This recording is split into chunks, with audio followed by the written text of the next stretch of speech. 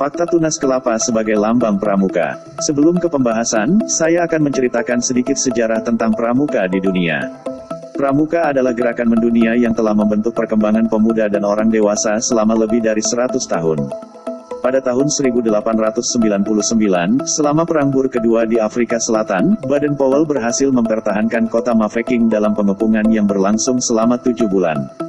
Pasukan Baden-Powell kalah jumlah sehingga ia menggunakan anak laki-laki setempat untuk memberikan pertolongan pertama, membawa pesan, dan menjalankan tugas.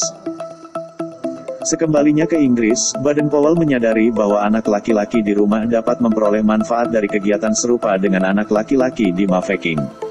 Kegiatan ini kemudian menjadi dasar dari gerakan pramuka, dan Baden-Powell dinobatkan sebagai Bapak Pramuka Sedunia. Di Indonesia, gerakan pramuka dilambangkan dengan tunas kelapa. Lambang tersebut diciptakan oleh Sunarjo Atmodipurwo, seorang pegawai Departemen Pertanian pada tahun 1961. Lambang ini kemudian dijabarkan lebih lugas dalam penetapan SK Kuarnas nomor 06 KN 72 tentang lambang gerakan pramuka.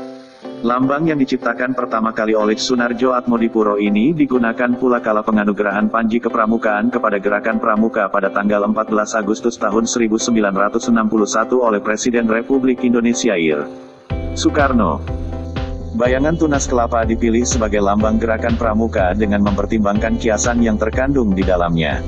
Arti kiasan tersebut yaitu, satu buah nyur dalam keadaan tumbuh dinamakan cikal, dan istilah cikal bakal di Indonesia berarti penduduk asli yang pertama, yang menurunkan generasi baru. Jadi lambang buah nyur yang tumbuh itu mengkiaskan, bahwa tiap pramuka merupakan inti bagi kelangsungan hidup bangsa Indonesia.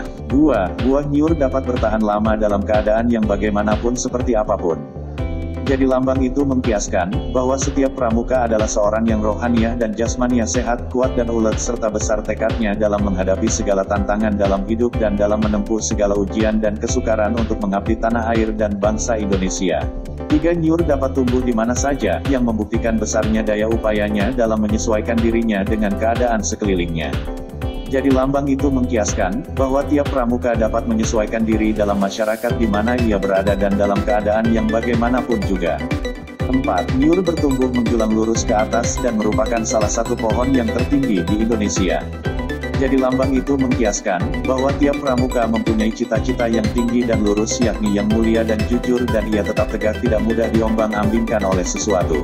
5. Akar nyur yang bertumbuh kuat dan erat di dalam tanah melambangkan bahwa tekad dan keyakinan tiap pramuka mempunyai dan berpegang kepada dasar-dasar dan landasan-landasan yang baik, benar, kuat dan nyata, ialah tekad dan keyakinan yang dipakai olehnya untuk memperkuat diri guna mencapai cita-citanya.